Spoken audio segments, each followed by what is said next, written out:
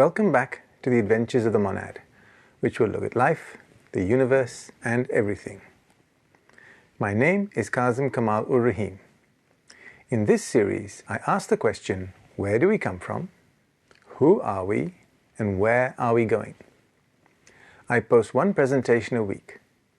Please subscribe to my website and hit the bell icon for notification of future videos. You can also leave comments and join in forum discussions on my website.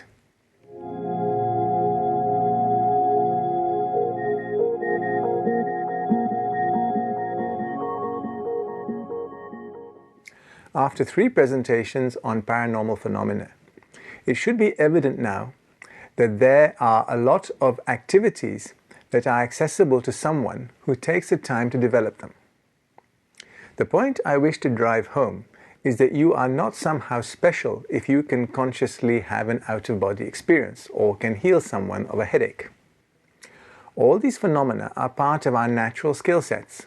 However, to access them, we need to put in some time and effort, and they will become a functional asset in our lives. Some people may have a predisposition towards a certain phenomena, such as clairvoyance. This again is not a gift, but usually a side effect of misuse of psychic powers in previous incarnations. However, whatever your starting point, it is how you use these faculties in your life that may or may not have a positive impact on yours or other people's lives. Having said all this, let me now carry on and look at the next paranormal phenomena on my list. This is precognition. This paranormal phenomena is the acquiring of knowledge of an event prior to its occurrence.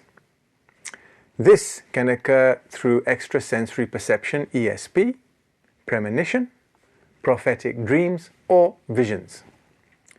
Precognition is not about doing something out of the ordinary. It is not about knowing something that cannot be known. Any event occurring today has a set of causes that we set up in the past. It therefore makes sense that any future event must have its causes in the present. If you have a good grasp of all the variables that surround present events, it is possible to predict future events. The most effective way of predicting the future is first by acquiring objective causal consciousness. That is simple enough. Just achieve the I3 and become enlightened. Simple. You now have access to information on the causal plane 47.2 and 47.3. As the name of this plane implies, information gathered from this source reveals to the viewer not just the event, but the cause of the event. This is the only way to have a reasonably accurate prediction of future events. It should be noted that it is not a foolproof method. Any prediction is only as accurate as the variables that are considered. If one is missed or one appears out of the blue, then outcomes can alter, maybe slightly, maybe dramatically. Causes of an event work their way up from the world in which they originate, up to the causal world. The effects then work their way back down into the world in which they will occur. Intercept as many of the potential causes on their way up, and you have a pretty good idea of what could possibly transpire when effects manifest themselves on the planes below. Because a clairvoyant is able to objectively view events on the emotional plane, they are able to see the effects as they work their way down through the emotional world. If you stop and think about what I have just said, it is awesome to think that an event that is somehow going to become an actuality on the physical plane is somehow visible to an objective bystander on the emotional plane. It makes you wonder just how spontaneous events down on the earth actually are. I leave you to ponder that conundrum. Okay, so there you are, a fully certified card-carrying clairvoyant. You have just seen an event before it manifests on the physical plane. You therefore are able to predict the future. There's one slight problem. The clairvoyant has no way of knowing whether their vision is related to actual events or fictional ones. This is the paradox of the emotional plane, and one that cannot be overcome without the aid of causal consciousness. Even if the clairvoyant is viewing actual causes, are they viewing all the causes or just a subset? What if a new unforeseen cause is added to the mix? So at best, it can be said that precognition allows the viewer to see a range of possible outcomes, and the final manifestation depends on the choices made by those involved in the outcome. The prediction gets more accurate the closer you get to the actual event occurring. Guardian angels may use precognition as a way of sometimes sending thoughts and images to warn us of something like the unexpected arrival of your mother-in-law. But on a less urgent note, such interventions may be sent by the guardian angel to counter the effects of a discarnate black magician. At other times, the guardian angel may allow the event to occur if it serves a karmic objective. Anyway, that is precognition for what it's worth. The next paranormal phenomenon I wish to discuss is psychokinesis. This is the ability to move or influence an object by the power of thought. Willpower can directly influence physical matter. Why? Because everyone in existence has a degree of consciousness. You may say, well, so what? Here is an interesting tidbit of information. Scientists have found that they can affect the behavior of subatomic particles by uncontrolled consciousness. This may mess up their experiments, but it should tell them something much more fundamental. If a highly developed conscious mind focuses on matter, a larger material object can be made to move or be influenced in some way. Another way to move an object is to cause a nature spirit to do it. Now, however, you are into the realms of magic that I discussed in the last presentation. Levitation is a party trick that I suspect we all wished we could do. There is also the famous Indian rope trick. We know there is such a thing as levitation because you may have ridden on a maglev train, and I suspect many of you have seen an image of a metal disc hovering over an electromagnet. From a paranormal perspective, how is levitation achieved? One possibility is that a non-physical entity draws energy from a medium's etheric body, allowing it to temporarily materialize a set of fingertips to move the object. I have never witnessed such an event, but my mother has, and I believe everything my mother told me.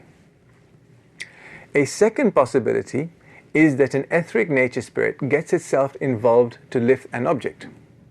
Why specifically an etheric nature spirit? Because we are dealing with matter here. Wherever a force originates from, it has to manifest its effects in the lowest three subplanes of plane 49. The final possible way to levitate an object is to locally reverse gravity. I personally don't subscribe to the theory of gravity, so I prefer to think of some kind of electrostatic force. How is this reversed? I have not got a clue. Although people have speculated that it may be achieved by sound. This is the most likely technique to have been used to build the impossibly large megalithic structures we see dotted around the planet. Teleportation is something I have difficulty getting my head around. Lee Bladden, in his book The Science of Spirituality, writes that physical matter can be temporarily dematerialized. To do this, you need to inject sufficient amounts of energy into the equation. This causes physical matter to be converted into etheric matter. This now enables it to pass through solid objects. It is now possible to teleport the etheric matter to another location. Reaching its destination, the energy can then be withdrawn and the object rematerializes. How does this all happen? Well, apparently, if you provide enough energy, matter can be broken down into its constituent one atoms. Think of that for a moment. It's one atoms. What level of energy would be needed to do that? Maybe, if you were a one atom yourself, consciously wafting around on the first plane, it may be possible.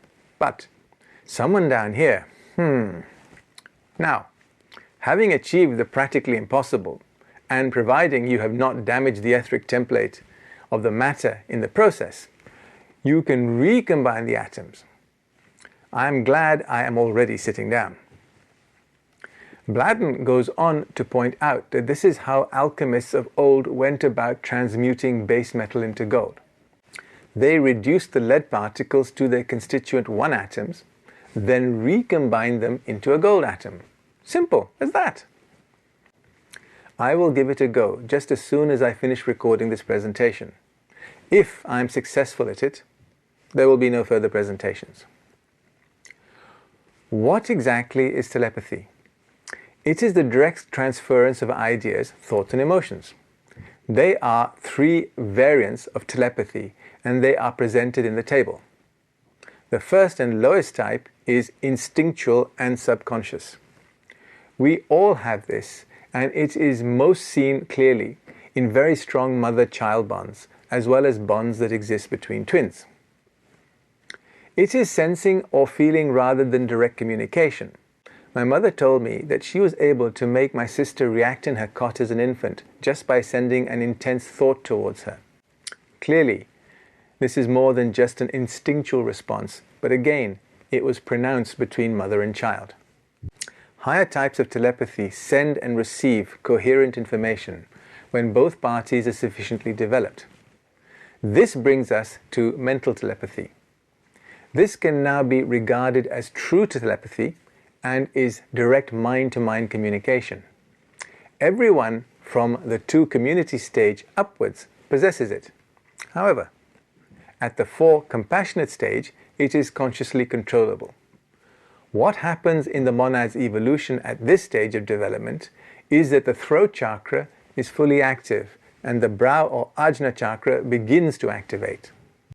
What is now possible is non-verbal communication without any misconception.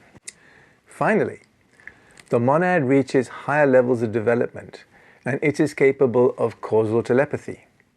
The monad is now capable of communicating far beyond linear thought and is able to transfer whole concepts to the recipient. This naturally needs the recipient to be of a similar developmental capacity. At the 3rd cultural stage and above, all monads possess the capacity to communicate through causal imagery. However, when the monad gains enlightenment, causal telepathy becomes fully possible.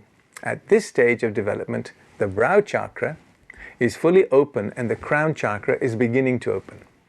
The term "picture paints 1,000 words" is a very apt description of causal telepathy.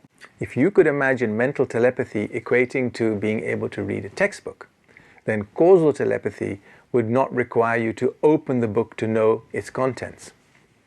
Impressive. It is a mistake to categorize telepathy as something we are going to grow into. We all use telepathy on a daily basis. How do we manage this? Well, when we communicate information, we do it both verbally and non-verbally. We are under the misconception that we generate our own thoughts and emotions. In reality, most of our thoughts and emotions are perceived telepathically. We live in a sea of other people's thoughts, ideas, and emotions. This is sometimes called the collective unconscious. You can see this in action when a meme breaks out in the media and suddenly all outlets seem to be singing the same tune. You then have a conversation with someone, and the same ideas, word for word, get repeated to you. People can even think that these thoughts are original to them. This chain reaction has had beneficial evolutionary outcomes for us. If one individual eats something and suffers an adverse effect, it can quickly not only pass among members of the same group, but adjacent groups as well. The negative side effect of this thought transference is when a destructive idea is propagated and suddenly becomes standard currency in a culture. Racial stereotyping is a good example of this. The thoughts that we are capable of perceiving are directly correlated to our level of molecular consciousness.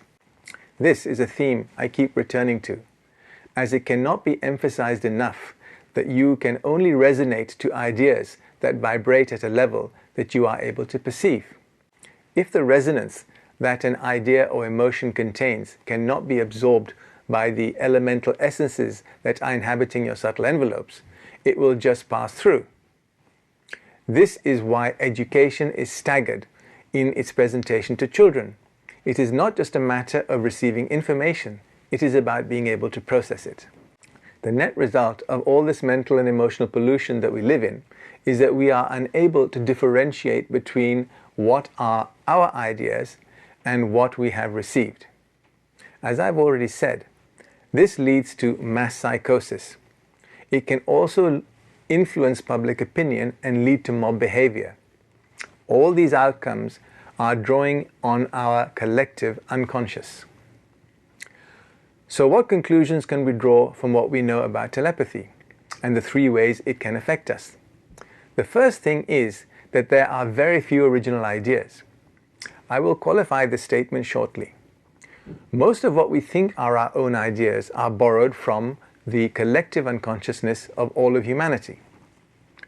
What this ends up doing is recycling old thought forms and revitalizing them. Remember, a thought is a collection of elemental essences that are shaped into a structure known as an elemental. The elemental idea is given energy by the willpower that goes into creating it. However, if a thought form is taken into a subtle envelope of a large number of individuals and revitalized, that thought form is prevented from decaying. This thought form can take on a life of its own when it reaches the dimensions of an egregore, a super thought form that develops a life of its own. However, this egregore structure is synthetic, and so it is not self-sustaining. It needs us to continually revitalize its energy patterns. Now back to my concept of original thought. The first thing to realize is that all thoughts originate from the level of the causal plane.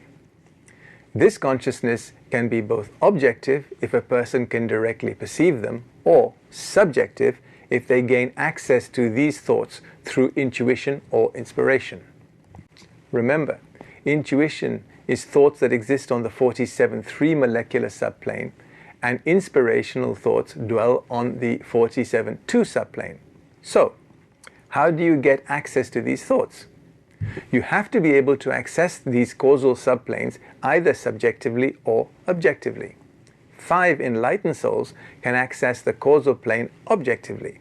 4 compassionate souls can access the causal subplanes subjectively. It may be possible for a 3 cultured soul to also have flashes of inspiration, but this is more likely to occur from the thoughts that have already been brought down by those souls that are able to access these reservoirs of new ideas. The ideas now are resonating in the mental plane and can now be accessed by a large pool of minds. So the net result of what I have said is that unless you can access causal ideas directly or indirectly, no new ideas are possible.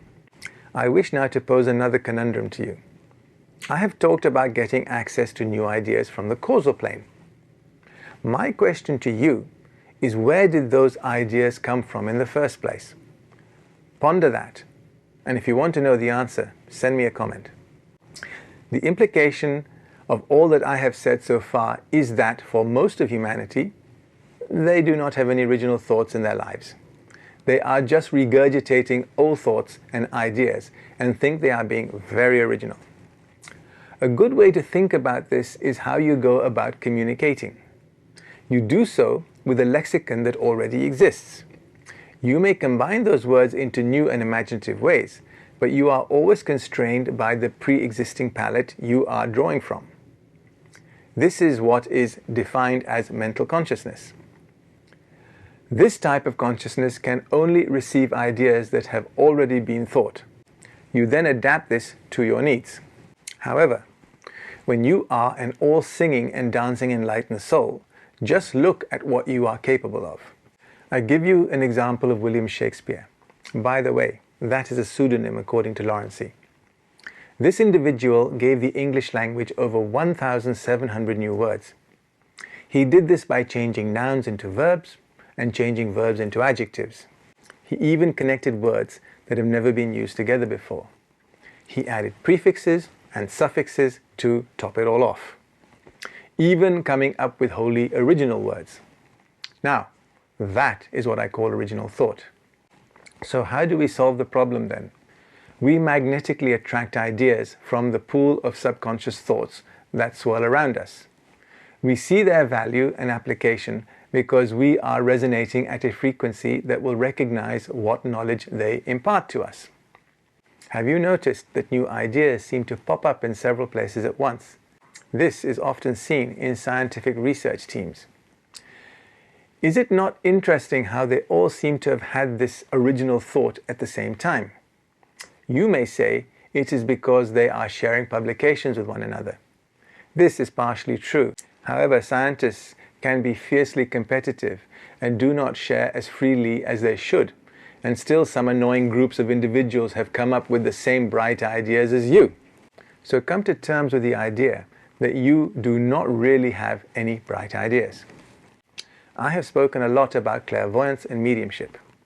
In my next presentation, I will look at them in more detail and then go on to look at ghosts, crop circles, UFOs, and extraterrestrial life.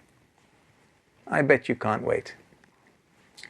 If you wish to read a transcript of the presentation or leave comments, links to my website are in the description box below. Thank you.